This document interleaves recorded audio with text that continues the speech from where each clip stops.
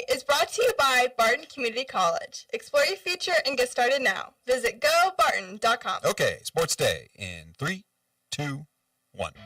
He plays through a ton of contact. I mean, it'd be interesting to see if your average everyday person could go in there and get beat up and play through it like Ian does.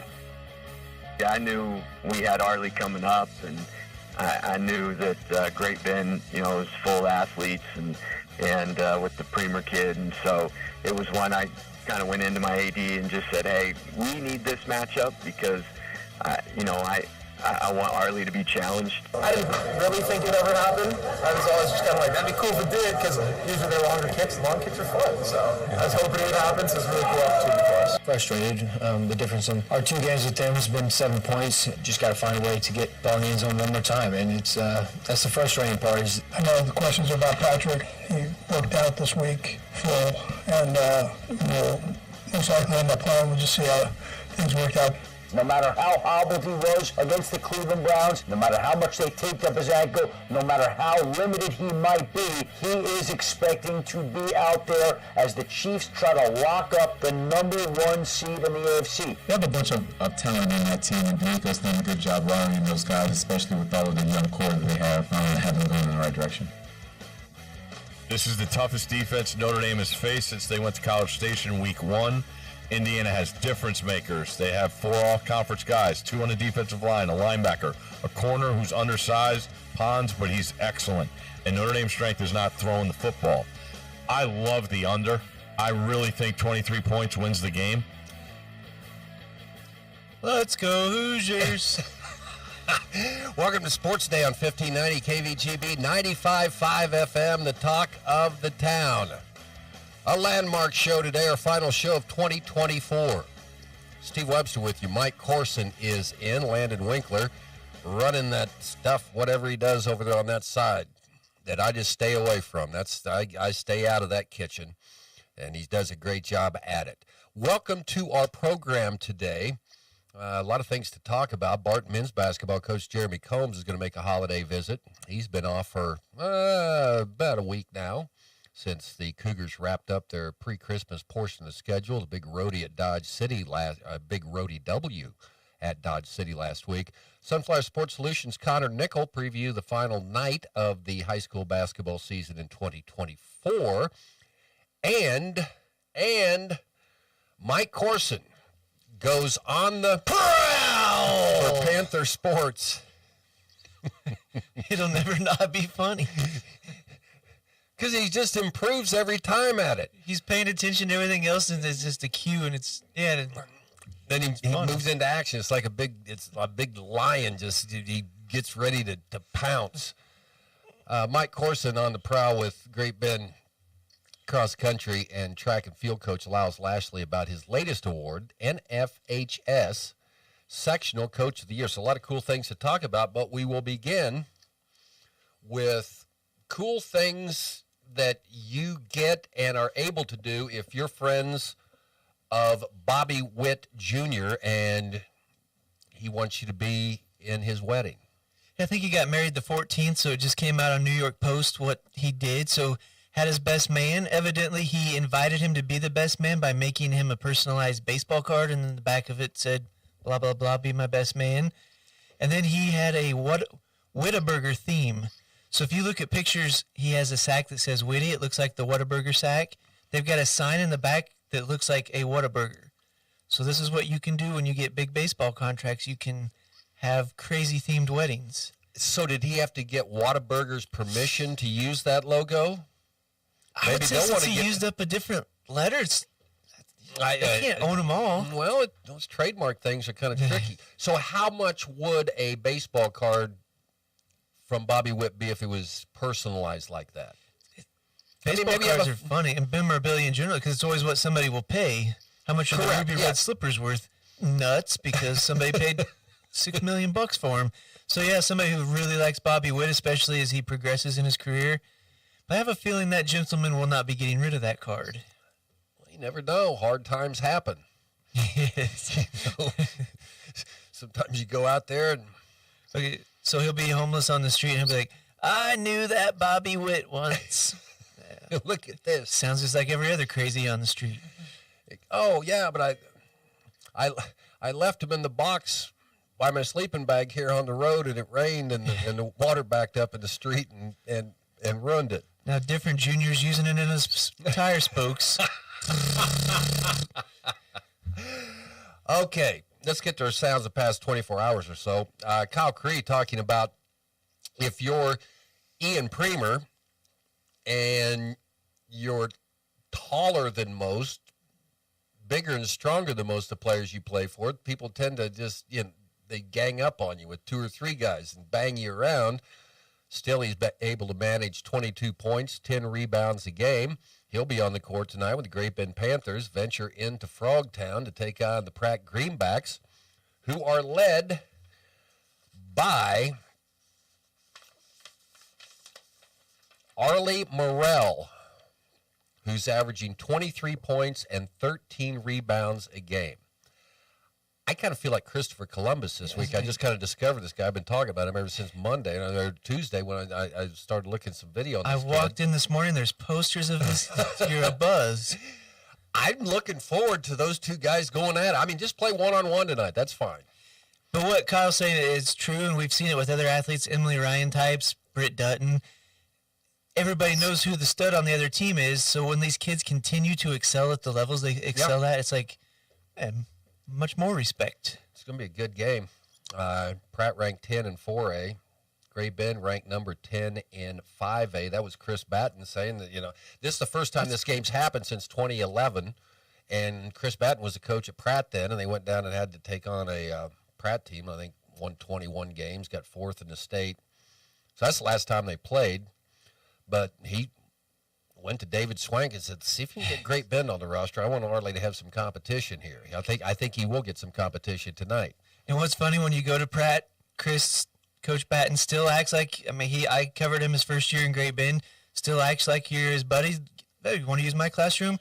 And David Swank's kids was quite the basketball player back in the day, so Pratt's one of those other communities where it's always fun to go down and kind of like a little reunion. We'll have the game for you tonight on B1043 The Point. Doubleheader, girls game first, pregame at 5:45. Other games tonight in the WAC. Hayes will close out their pre-Christmas portion of their schedule. They're on the road at Manhattan tonight. Dodge City at Lakin. All right, Central Kansas League tonight. Larned home to take on the Kingman Eagles tonight. Gary Wagner, and is that Buddy Tabler? Buddy Tabler with the call. I got a giggle from Landon on that one. That's an inside joke. Yeah, it's an inside joke. We thought it was hilarious. They'll have the coverage for you, 5:45 tonight on Hits 106.9. Central Prairie League closing with a flourish here. Lacrosse is at Otis Bison tonight. Otis Bison boys ranked 9th this week in 1A Division II. Ellis in Ellenwood tonight to take on the Eagles. Central Plains at home against Thomas More Prep Marion tonight, boys and girls action. Maxville at Stafford. Jeff Kuckelman going after number 401 tonight. Kiowa County is at St. John. Ness City is at Kinsley. And Chase will play at Victoria. Pawnee Heights at Spearville. Russell is at Norton. Okay, Cameron Dicker, Chargers kicker, made the longest fair catch free kick in NFL history at the end of the second quarter. And that was a 57-yarder on the seldom used play. Allows a team that has just made a fair catch to attempt a field goal without the opponent trying to block it. That shortened the lead to 21-13. Broncos let one slip away. They outscored Denver 21-6 over the next 2 quarters, and they got the win. Longest previous fair catch free kick, 52-yarder by Paul Horning of the Packers in 1962. There have been at least 29 fair catch free kicks recorded during the regular season. The last known player to make a fair catch free kick was Ray Wershing of the San Diego Chargers in 1976. Do you understand what happened? Yes, you can do it. It's the dumbest rule in football. It's almost like a rugby style rule, because this one just happened to be at the end of the half, But you could do it anytime you call for a fair catch. Yes. So in this instance, there's a penalty, so it's not going to end on a penalty. They could have opted to throw a pass after time expired, but they thought, well, it's 57 yards uncontested. Yes. You're kicking it from the line of scrimmage versus having to set back 8 yards. This rule, Rod Hafner was the white hat in this game. It was a Salinas Central, Salinas South high school football game. Guys, this probably goes back to the 90s when Marvin Diener was at Salinas Central and South, and those games were epics every year. That's how the game that's how Central won the game. And everybody, what's this rule coming out? Yeah, they called a fair catch. They bring it back out. You use a tee. Yeah. Well, in high school, you can use a tee. Yeah, well, if you want so to. You have to bounce it off the turf and like a rugby style. But I thought drop kicking was punting, but you got to bounce it off the turf and kick it like a rugby. Give Rod Hafner credit. He knew the rule. And Harbaugh, why wouldn't he not know that? So people are complaining, well, why didn't Buffalo get to do this? Because the coach and everybody else probably didn't know the rule. I sure didn't. I think it's nuts. I think it's a dumb rule to just get it.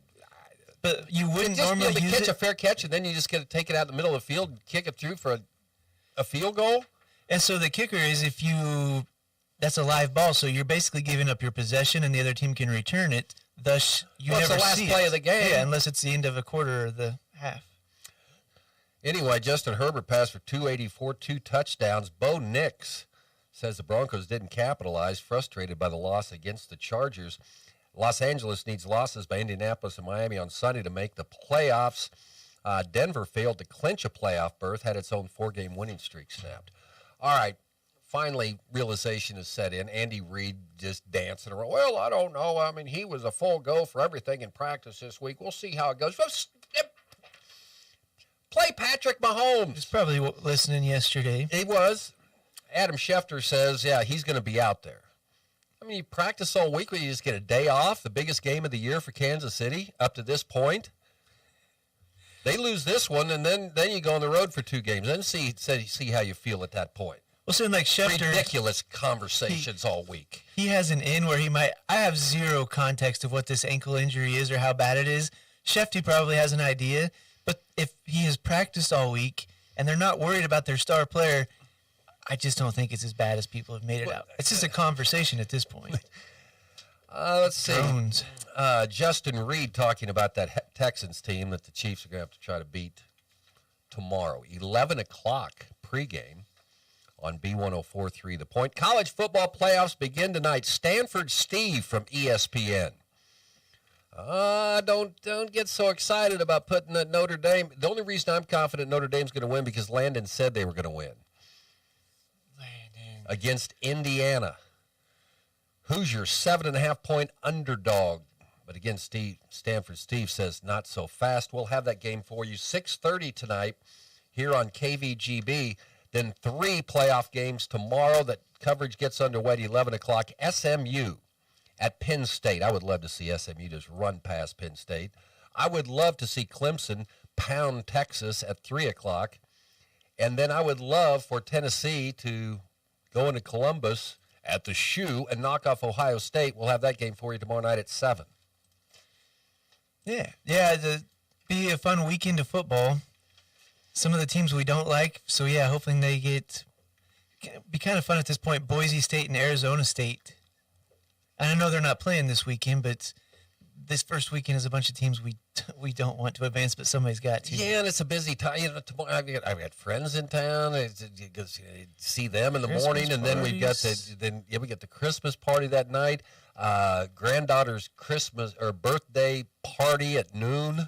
That would be the struggle of stacking up 3 games. Is why not separate them a little bit so people can? That's 12 hours of football. That's a little bit much in a day. But it's available for you. I'll say we brought up the JUCO or junior college eligibility thing yesterday, as I've been reading about it. Lashley wanted to go off the rails, so I think we're going to talk about that later. Kind of should be an interesting chat based off of some things like Steve Sarkisian has said about it. Got grown men playing against kids if this thing goes through. And then people say, well, he just doesn't like it because the Vandy quarterback. So, yeah, Lashley wants to talk about that. We'll see what he has to say. All right, Jeremy Combs, Barton basketball coming up next. Our show brought to you in part by American Plains Co-op Bulk Fuel Department, featuring number 2 Clear Diesel Bulk Fuel E10 fuel delivery, all your lubricants and fuel supplies, and Eller Automotive Repair, where they specialize in wheel alignments, oil changes, general maintenance for all makes and models of small cars and trucks. Sports Today rolling on after this. Cine Doors Christmas message may not be original, but we hope your Christmas shines like the eyes of a child in a toy store. I wanted to wish everyone a Merry Christmas. Papa! That's right, Hadley. I think you just did, Eddie. Oh, yeah, and have a Happy New Year to boot. Mom, Dad, and everyone at Cine Doors prays your holidays are filled with love and happiness. We hope you have a Merry Christmas and a Happy New Year. Merry Christmas. Merry Christmas from everyone at C&E Doors. C&E Doors in Great Bend and Hayes. To new levels with Barton Community College's Technical Theater program. This new program is designed for students to learn how to create breathtaking light shows, run a state-of-the-art soundboard, and build captivating sets. Unleash your creativity and earn an associate's degree to build the skills you need for a career in theater. Now enrolling for the fall semester. Learn more at techtheater.bartonccc.edu. Community bankers should actually know your community. Hi, I'm Sean Powson, president of Your Local Equity Bank. As someone who lives here, I know many of you, and I know what's important to you. I've been in the industry a long time, and I've helped many navigate through financial challenges and lead them to financial opportunities. I believe that people bank with people, so I'd like to invite you to stop by one of our region's 5 locations and meet our friendly, helpful staff. Let us show you our commitment to serving you and our communities. Because at Equity Bank, we're right here beside you. Member FDIC. Hey everyone, this is Cole Ryan, voice of the Barton Cougars. Attending sporting events for Barton Community College is great, but did you know you can support the athletic teams even further by getting involved with the Cougar Booster Club? The Boosters help with fundraising for equipment and facility upgrades to give Barton athletes every opportunity to keep succeeding at the regional and national levels. Join the Cougar Booster Club as an individual or business. Call 620-792-9377. Become a booster today. Go Cougars. It's time to talk Barton Cougar basketball with the head coach, Jeremy Combs, on 1590 KVGB and 95.5 FM. All right, welcome back. Sports Day here today on this Friday. Our show brought to you by Equity Bank. Here when you need us, bank local, save big with in-person banking and business banking. Visit equitybank.com. And the Marmy Auto Group on 10th Street in Great Bend. Head coach Jeremy Combs joins us. Also, Carter Combs is here. We're going to get a no, wait. Another Barton Cougar in here today. Guys, great to have, and Carter, great to see you back in the studio now. Thank you. Okay, so Mike Corson brought this rule up yesterday. So how's it affect Barton Junior College athletics, junior college basketball? I mean, is going to be any impact on this? Or? Yeah, so it all started with, I think it was a Vanderbilt quarterback that was basically suing the NCAA or whatever, basically saying that he needed more years to earn NIL money, stuff like that, So he won that case. So he got his junior college years back. And so I think, it's going to probably open a can of worms, which is essentially going to change things for the junior college landscape. It's not official yet, but I can see it coming here pretty soon that they're just not going to count. NCAA is not going to count the NJCAA years. So if you play 1 or 2 years, then essentially you go to the next level and play at the NCAA level for 4 more. So I heard the word prep school. Yeah. I mean, that's kind of what it is. There's a lot of kids that, coming out of high school, they don't want to burn a year of eligibility or 2 years, so they go to prep school and try to, become eligible for the NCAA, and that doesn't count against them. And so I think that's what you're going to start seeing. A lot more kids are going to go, instead of going prep, they're going to go the junior college route. Is this good for the product at junior college then, or? I think it'll be good for us. I mean, I think it's a positive. It's so early in this process, so I don't know how it's going to, how they're going to look at it academically and different things like that. There was talk that potentially one of the years wouldn't even count academically. They would, it was more of a prep year to kind of get you ready. So a lot of places people are looking at this more of a to get you ready for the next level. There's a lot of kids that come in academically that aren't, ready to go to that next level. And so that's what this is going to be, but yet it doesn't hurt them, So I think it'll be a positive. I think, the again, kind of like COVID back, when that happened, really hurt the high school kids. Yes. And I think this is really going to hurt a lot of high school kids because there's just going to be people staying and, people staying at the 4-year level. They're not going to recruit high school. I mean, honestly, the Ian Premers of the world, they're going to be perfectly fine because they're, big time players and the top 5-star, 4-star, whatever players. But at the end of the day, the kids that are the 2 stars, that's going to really hurt them because they won't be recruited by, NCAA schools. Okay. Nice end before the holiday break. You got 2 road wins. We talked last week, you go into Liberal, and then Dodge City, talked about that win last Saturday. It's nice to play well in the first half. You built a lead, but then in the second half, you continue to add to it. And that's kind of what we talked about last week. Yeah, it was really good. Brett Moss was hurt his wrist, and he was out. So one of our starters. Then Modibo Sonogo rolled his ankle in Liberal, Kansas at Seward in the middle of the game.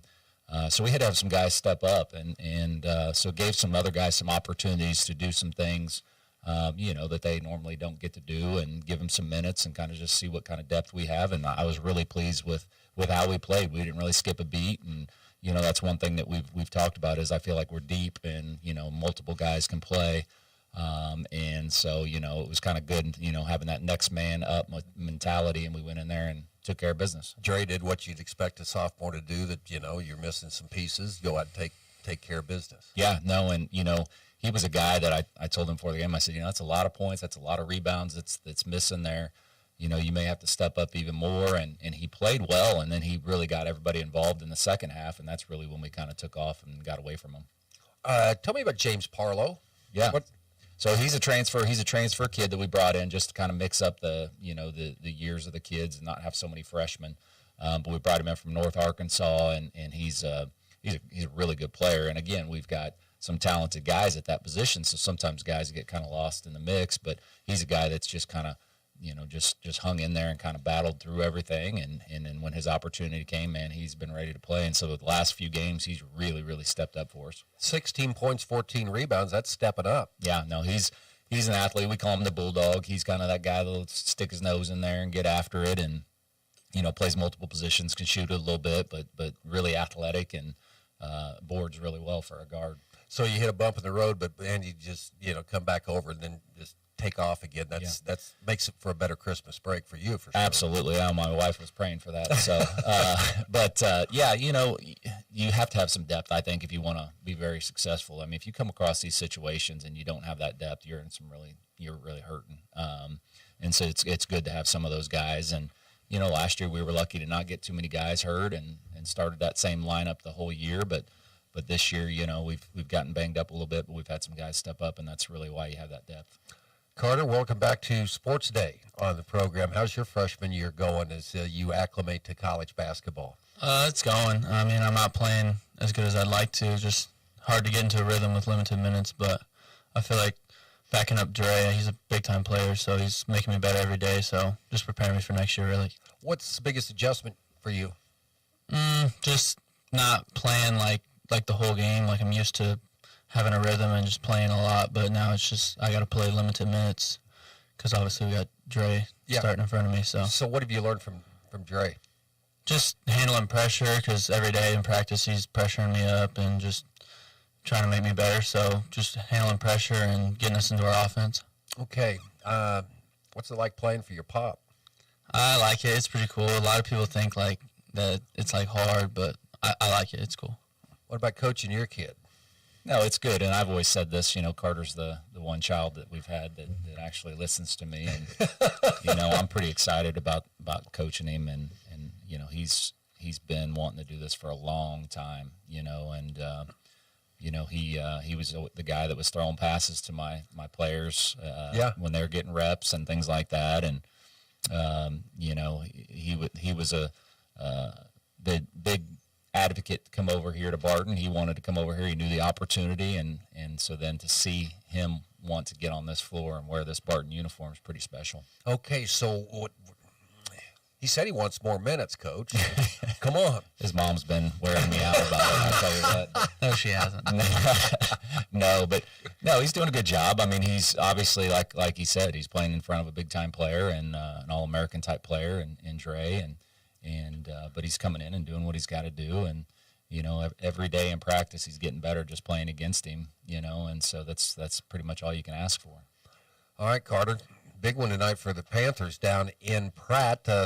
Your thoughts on what you've seen so far from this year's team? Their defense is really good. They've just been struggling to score a little bit, and they're not as deep as we have been in the past. And I think maybe Cooper's hurt too tonight. Maybe, I'm not sure. What? They were talking about it, but I don't know. He might be back. I'm not sure. Now okay. And then obviously not having Jake is a problem. But what's Jake add to the team? I mean, he's just a dog. He rebounds, he scores inside, he can shoot a little bit, he does a little bit of everything. So, I mean, he's just a big-time player. He's big, strong, so he does a lot for him. Okay. And it's going to be fun tonight. You got Ian going down there, and I just discovered this guy on Tuesday. But I think it's going to be really Artie good. Morrell. It's going to be a really good game. Those two will battle it out. It'll probably be one of the better players that Ian will face all year long. I mean, there's not too many guys like this kid that can score, defend, and rebound like that. But obviously over the summer, Ian played on a high level with his Run GMC team, and just dominated in that deal. So I expect him to still do what Ian does, but they're going to have a few other guys step up and help him out a little bit. And you always have you have to anticipate these two guys, and then one of them gets 2 fouls early. And that could happen. That could definitely happen. All right, what's the plan for the team now? A lot of the kids go back. I mean, how do you handle this long break? Yeah, so they'll be back on the 26th. So they come in right after Christmas. They'll get in that night, and then we'll crank it up on the 27th, and we'll have 2 days for 2, 3, 4 days, and we'll just keep them busy. Keep getting them in the gym, getting them in the weight room, things like that. But we're going to hit conditioning pretty hard. We've got to get in shape, and it's one of those things where you for months you can run and run and run, and then you take 2 days off, 3 days off, and you feel like you lose it. So hopefully those guys are doing some extra running and getting their bodies ready to go. But when they get back, we're going to have to get some work in. Carter actually smiled when you said that, so that's good. Are you looking forward to that? No. No. Like I said, he's seen it. He grew up around it, so he knows what's coming. He knows what's coming. He's seen Pop's practices before coming back. Guys, thanks for coming in today, and just Merry Christmas, Happy New Year, and we'll see you in here the week of January 6th. Okay, so, you guys enjoy it. Okay, all right, thanks a lot. Barton basketball talk here with head coach Jeremy Combs and freshman Carter Combs on the program. We'll talk high school sports with Connor Nichols, Sunflower Sports Solution. That's next. From the Mayo Money Management Studios, 1590 KVGB, Great Bend, and 95.5 FM K238CK, Hoisington. Marmy Auto Group makes it happen. Central and Western Kansas. Check out our selection of new and pre-owned inventory. Marmy's friendly staff offers top quality service that you've gotten to know over the years. When your existing vehicle needs parts or service, our experienced team will get you back in the game this season. Marmy Chevrolet, GMC, Ford and Chrysler, Dodge, Jeep Ram, parts, service, and body shop. Visit Marmy Auto Group on 10th Street or marmys.net. Marmys, make it happen. When it comes to car maintenance, it's good to know a local guy that can get things done. The Eller family has been in the auto repair business in Great Bend forever. Greg Eller continues that long tradition of helping people. Eller Automotive Repair specializes in wheel alignments, oil changes, and general maintenance for all makes and models of cars and small trucks. Open 8 to 5 Monday through Thursday, 8 to 4 Fridays. Eller Automotive Repair at 915 Morton, right behind Great Bend Appliance, Furniture, and Sleep Source, 10th and Morton. What's going on in high school sports? Well, let's ask him. Sports Day is proud to welcome in Sunflower Sports Solutions, Connor Nickel. Connor Nickel, one more time in 2024 as we wrap up the 2024 version of Sports Day. We'll be back January 6th, I think, so we're back next on a Monday. But we've got a lot of things to talk about with Connor Nickel today. Sunflower Sports Solutions. Happy holidays to you, sir. And we've navigated the first part. Here we go. Final Friday night of the pre-Christmas portion of the schedule. I guess some things you're looking at tonight. Some things happen in the Central Prairie League this week. Yeah, so I want to go back to last week here, and Dighton opened some eyes big time last week. So if you even go back even a step further, Oakley in 2A is generally considered to be a top 10 2A team, and they've got everybody back from a 12-13 win team last year. They went to state in volleyball. And they lose their first game of the year against Peaburg when they get called for a technical foul with no time left. And they end up losing the game in overtime. Third place game at the Quinter Castle Rock Classic. Dighton beats them when Dighton drives in and gets fouled with literally 0.1 seconds to go, makes a free throw, and wins by 1. So Oakley is taking two relatively unique losses. Dighton shoots up the Class 1A Division II rankings, super experienced team, and all of a sudden, the lacrosse girls on Tuesday beat them. And really quality win for lacrosse. St. John St. John girls got a nice win against Larned on Tuesday. The Ellenwood girls have gotten a couple of nice wins. We beat a 1A Final Four team last year in Northern Valley that brought back 3 starters. So, some nice quality wins across the board from several CPL girls teams. The Morgan girls, Showalter, Thielen House, all for the Leopards, playing well. So Coach Smith at St. John's got all of our scores that we kind of post out and do. And man, I was looking at those scores Tuesday night. I'm like, wow, these are some really quality wins. So really impressed with that. One statewide team that will be a factor this year and has never really been a factor in high school girls basketball is Bird City Cheyenne. And so Bird City Cheyenne has the McCarty boys, who many of people know, Logan and his older brother. His older brother escapes me now, but Colton and Logan. Obviously, both of them won 6-man championships. Both of them outstanding players. Colton's playing at Bethel right now. But Taylor, the sister, is incredible. I mean, absolutely incredible player. Averaged 23 points a game last year, top 5 all classes in Kansas, led the entire state in three-pointers made. Again, this is a school with 45 students. Yeah. And Taylor McCarty played on the Nike EYBL circuit this summer, traveled to Columbia, Missouri for practice, and got a Division I SEMO offer. And Bird City Cheyenne, people have said, hey, what's the biggest surprise so far this year, maybe in the western half of the state? And that's Cheyenne. I mean, Cheyenne is 4-1 with a competitive loss to undefeated Wallace County, and just beat Rollins County, who won the Council Rock Classic. So Taylor McCarty, name to certainly know. And obviously we could see them at state, or the Barton County area could, depending on how things go. But she is an incredible player, and someone to really know and observe here. So that brings up, I want to go back to the Central Plains girls race right now, because you just mentioned everybody, and then the team you didn't mention, they're ranked 7th, Central Plains. How do you see this thing playing out during the regular season? It's going to be pretty competitive girls CPL race. Yeah, and CP is doing a lot of good things. Obviously, their point guard's a super impressive player. They're 4-1 as well too, and they get the big win against Chase the other night. Smoky Valley's a nice win. Peaburg, to beat Peaburg by 5. Peaburg basically overachieved last year, starting 2 freshmen. Coach Miller brought everybody back. Peaburg's a nice team. Is this Terran Sides good? No. But is Peaburg going to be a nice team? Yes. And then they've got a really interesting game against the TMP tonight. TMP's 2-2 has kind of, they've lost to Olathe West and Manhattan, but both were were actually competitive games. And then they beat two teams that are quite weak. So this is TMP's first team against, I think this is a very even matchup. Central Plains won this game last year by 6.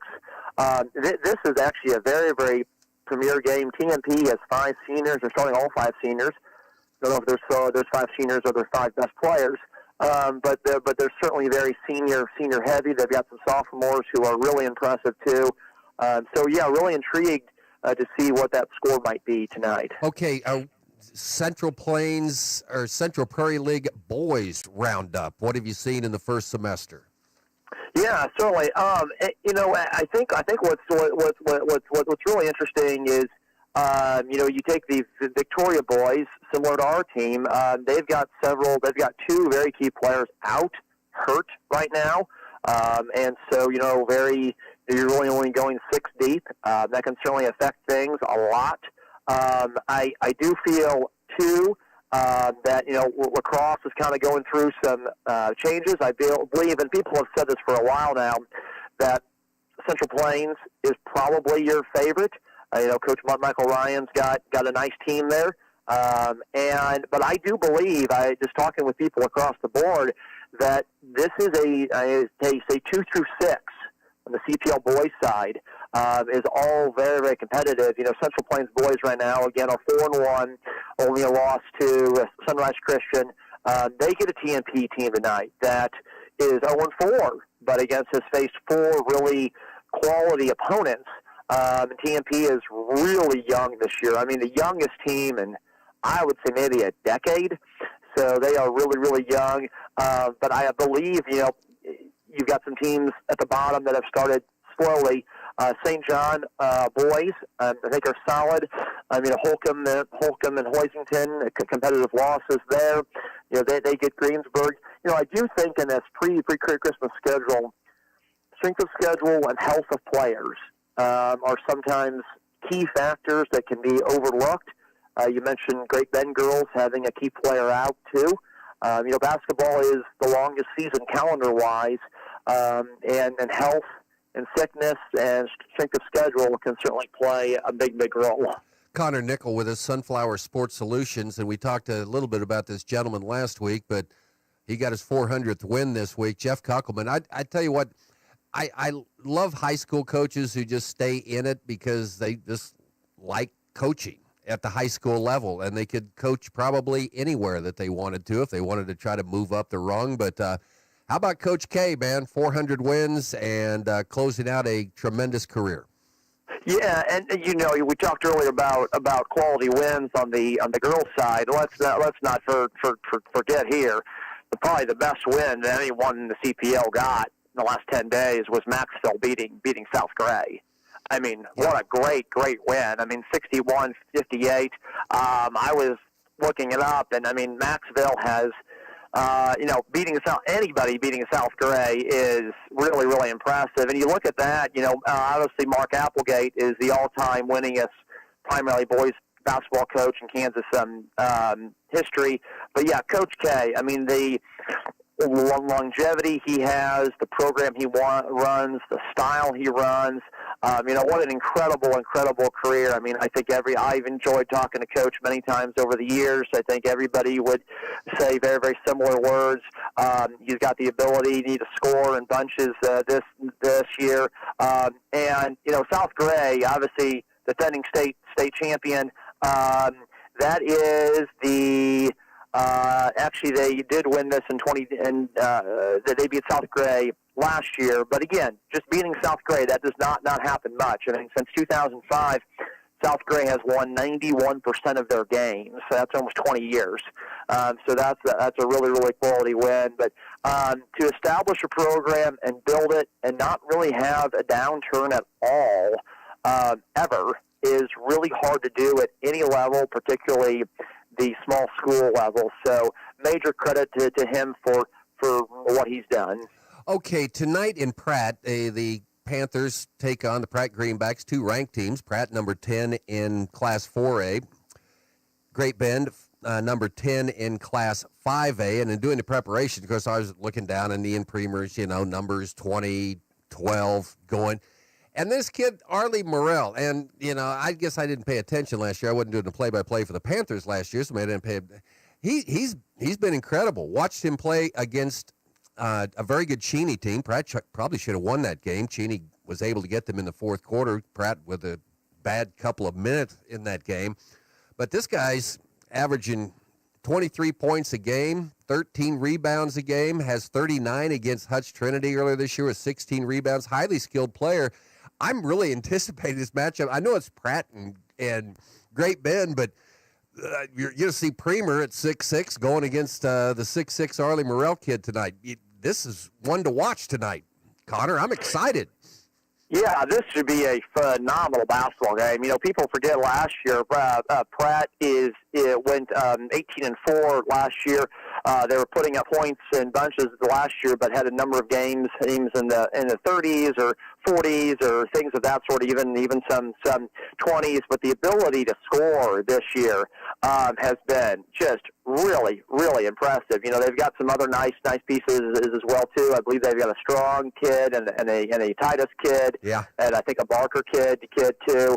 All very, very good, all very skilled.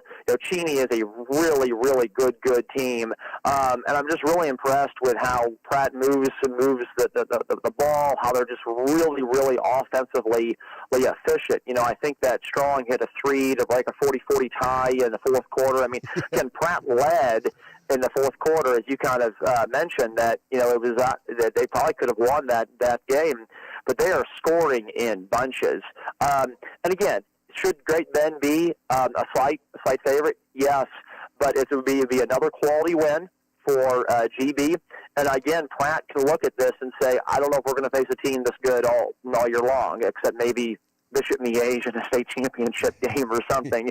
But these are the games when you kind of say, hey, even if we lose, how can does that performance replicate into wins against many, many other teams? And it's going to be good for Great Bend just to face a little adversity, get a little test. You can't win every game, and nor really should you win every game 70-30. I mean, that's just not helpful for anybody. And just as we talked about that Sterling game earlier on, that really helped them. Then obviously a loss to a very good Haven team and that defense. Okay, what's the impression of Great Bend outside our bubble that we live in here down on Highway 56 and 281? Yeah, I mean, definitely a 5A contender for sure. I think definitely a team that, again, Haven. I've always thought Haven is kind of the Syracuse of what Syracuse was under Jim Boeheim. That's a great. You come into a game, you play a team that runs a defense you don't see very often. You play against a coach who runs it really, really well. It's a one game, and sometimes just like, we got befuddled tonight. Score only 41 points. We got a little, sometimes it's just hard. It's like facing Navy and the triple option or Air Force or whatnot. So I just kind of paused there. Okay, the loss to Haven, a solid win against Emporia. How do we kind of respond from there? People do not go undefeated in high school boys basketball. You're going to always take 2 or 3 slip-ups along the way, but do you string quality performances together? And I think Great Bend's got a real chance to get a quality win, no matter what the score is tonight. If it's a 1-point game, it's a 1-point game. But a quality win here will go a long way towards saying, hey, this can be a 5A contender, and they've got nice pieces. Okay, one more team I've asked for, let you go. The Hayes High girls are now 5th in Class 5A. They have been very, very impressive. A contender in 5A this year? Yeah, I think so. The major thing with them is, can they shoot the 3-point shot consistently enough to really, really contend? And I think they can. But you asked me earlier on, what's the big picture question with the Hayes High girls that people are asking, and I think that's that. and they certainly have shot it well. But sometimes it's easier to shoot three-pointers when you're up by 12. You know what I mean? When you get into a grinder and it's 41-39, do you make those shots when you need to? I think from the outside, they've kind of figured out their rotation some. The Schmeidler girl is playing a lot, and frankly, she probably should be. Yeah. And, I mean, just the ability for them to score this year. They used to have in games last year where, they weren't getting to 40 points or it was hard to score consistently. And the Schmeidler girl is just many things, but instant offense is one of those things. And so, yeah, I think again, this is the best Hayes High girls team in a long time. Are they a top 5 team in 5A? I think so. I really, really do. But it's going to come down to, can you beat a Bishop Carroll? Can you beat an Eastern Kansas team when things get tough? Molly Martin's still playing, right? Yeah, Molly Martin. I mean, what an incredible career! 4 years ago, Molly Martin came into high school with really high goals, and people were like, "My goodness, I mean, this is the player." And it's been so cool to watch her career. And now 4 years later, now it's Schmeidler. But I mean, Molly Martin is. I think the Dustin Armbruster threw out a number of stats the other day. She's got a couple of school records. She's approaching a couple of others. She's, easily the best three-point shooter the school's ever had. Great kid. I've always enjoyed her a lot. Really loves basketball. Glad that she's signed to play college basketball at really a school that I think she's going to get to play a lot early and going to go, get to have a really nice career. I think, KCAC ball for her is going to suit her just fine. There's people who do believe that she is a Division II player. She's a little slight, but I think at the KCAC level, I think she can really, really do well. That's what it makes you wonder. Well, Hayes must be pretty good. So I haven't heard that much people talking about Molly Martin. It's Schmeidler. You got this that's a new kid on the block. You're just the old horse, man. You've been here for 4 years now. We're not even going to talk about you anymore. So anyway, all right. We will talk to you in January. Enjoy the holidays. Good luck tonight. And always it's a pleasure having you on this show, Connor Nickel.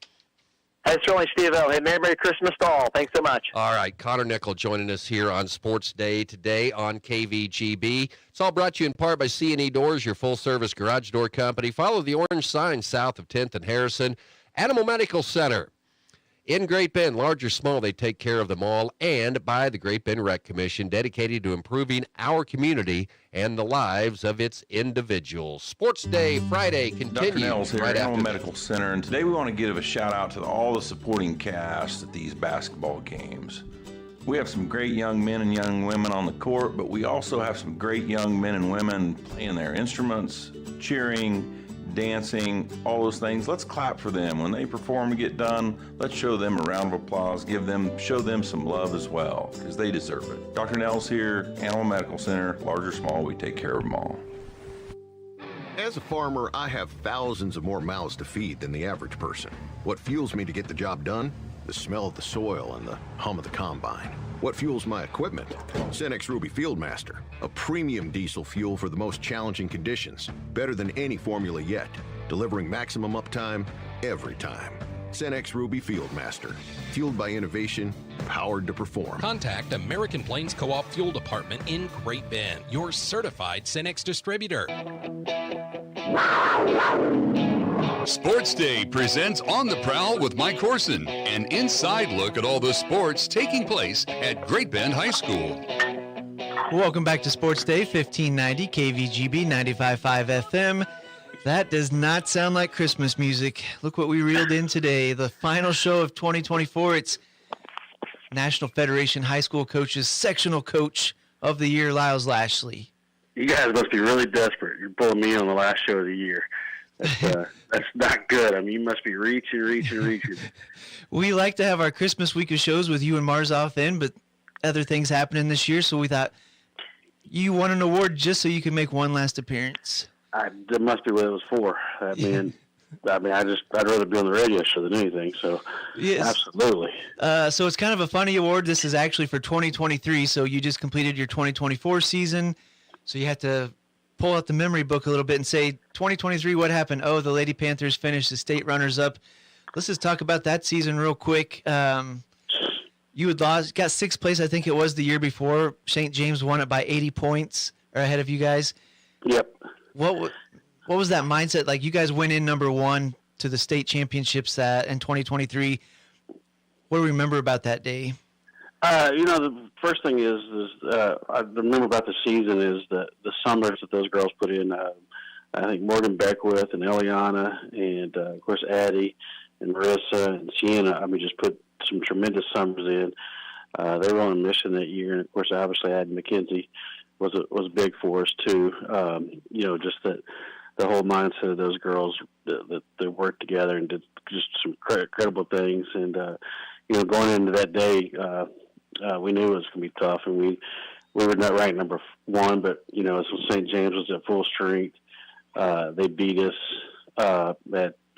at Topeka Seaman, and then we beat them at Rimrock. But their number one girl was actually in a car wreck early in the season, so she didn't run at Rimrock. So we knew coming in state that they were going to be a lot tougher than they were at Rimrock. And going that day, we thought we had to run, absolutely perfect to beat them. And we pretty much did, but just had a few mishaps on that day that just wasn't our day. But I was so proud of those girls. Like I said, the same scores actually scored the year before, same 5 girls, and they had the same 5 girls. And we lost by 8, and we only lost by 10 that day. So it was I was really, really proud of those girls. So the National Federation of High Schools, I think it's Section 5, it's 7 or 8 states, basically everything north of us. They might not understand, or maybe they have the same problem with public or private schools, but do you think you keep getting that Kansas coaches honor because 5A coaches understand that it's really tough what you have to contend with? I think so, too. I think, when you got so many public schools that are voting on these things, and then I think they always kind of lean towards the public schools, to be honest with you, on the voting, not to be mean to the private schools, but I think they just seem to think, okay, this is we had the same deal when I was in Ellenwood that we lost to Maranatha. I think our girls did like 5 or 6 years in a row. Nothing was Brent Academy, but when you finally beat them, it's an awesome feeling. And when our girls did Ellenwood in I think 2015. It was pretty cool to do that. So, people complain about the private schools, but, it can be done. You can beat them. Just got to put the work in and do that. And thing is those girls, their girls put the work in too. So it's who puts the work in and that kind of stuff too. And you get tired of seeing the same old, but yeah, you do. But that's how life treats you. Play the deck cards you got. Talking to Panther cross country coach Lyles Lashley, who was just named Section Coach of the Year by the National Federation of High Schools. Congratulations on that, and we're done with you. Well, we got you. We haven't got to have our Christmas chat, so we'll hit a couple topics here. I mentioned that Cole Reif had talked about the junior college rule, the eligibility, that maybe it's not going to count against 4-year schools. What do you know about this thing? I mean, it's kind of crazy. I mean, the think that the whole logistics of it, of what they're going to have to do. I mean, so the kid from Vanderbilt, puts the lawsuit or whatever. So is every kid that went JUCO that's in the NCAA right now, are they going to automatically get those 2? Everyone will get those 2 years back, but they all have to file lawsuits. That part of the logistics is crazy. But think about this. We were talking about this the other day. The kids that go through the JUCO system, 2 years, right? And then let's say they redshirt. Let's say they have a medical redshirt. They have a regular redshirt. You could possibly have a 26-year-old kid playing against a 18-year-old kid in football. So you got a 26-year-old man, 18-year-old kid. I mean, the whole thing about that's crazy too. But then, is it going to be like who's going to recruit high school kids anymore? Yeah. I mean, they're going to have to go straight to JUCO. I mean, if you can get a 21 28-year-old man instead of an 18-year-old that still has 4 years of eligibility, who are you going to pick? Then Cole had mentioned it might be good for junior colleges because more kids will give it a try, knowing that they're not burning their eligibility. And I kind of maybe thought the opposite, where you're going to get the kids who, especially if they can get some NIL money, they can't play at the professional level, but they're getting paid more than they're going to get paid working a desk job for a few years playing junior college and low-level 4-year college. Well, I agree with Cole on this one. I think it's going to be better for the junior college. Interesting. I think it's going to. I think kids are going to go there for 2 years, and let's be realistic. How long is this NIL money going to last? You know, I mean, people are going to. You're going to have your top schools that are going to do this, but people are going to get tired of getting nickel down to death. Could you imagine if you did it at the pros?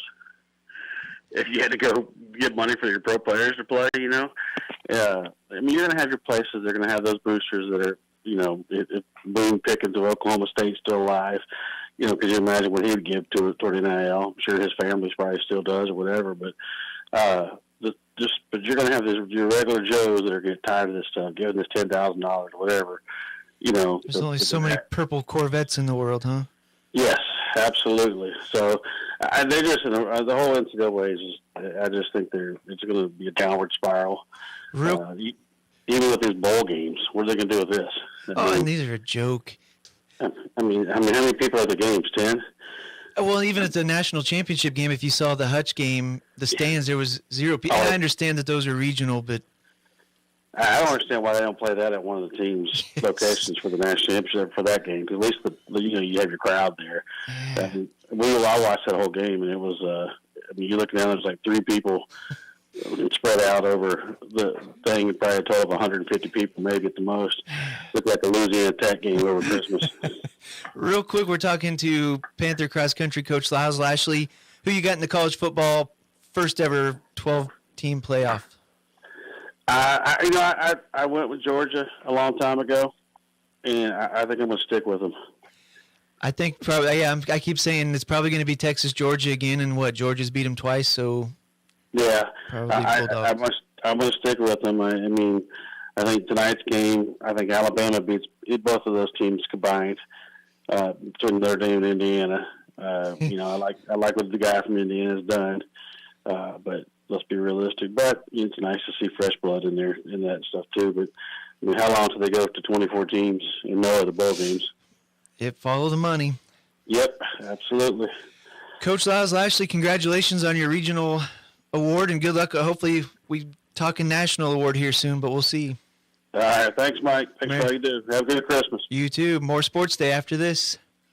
Cine Door's Christmas message may not be original, but we hope your Christmas shines like the eyes of a child in a toy store. I wanted to wish everyone a Merry Christmas. Papa! That's right, Hadley. I think you just did, Eddie. Oh, yeah, and have a Happy New Year to boot. Mom, Dad, and everyone at Cine Doors prays your holidays are filled with love and happiness. We hope you have a Merry Christmas and a Happy New Year. Merry Christmas. Merry Christmas from everyone at C&E Doors. C&E Doors in Great Bend and Hayes. That's going to wrap it up. Sports Day here on 1590 KVGB and 95.5 FM. Well, we'll talk to you all in Pratt tonight. Looking forward to the Greenbacks and Panthers pregame at 5:45 on B104.3 The Point. We'll have basketball on Hits 106.9 tonight. The Larned Indians, they will host Kingman tonight right here on 1590 KVGB, 95.5 FM. First round of the college football playoff, as we will have Indiana and Notre Dame, and then the 3 other first-round games coming your way tomorrow. All right, Sports Day, we're on hiatus till Monday, January 6th. Have a great Christmas. Happy New Year, everybody, from everyone at Eagle Media.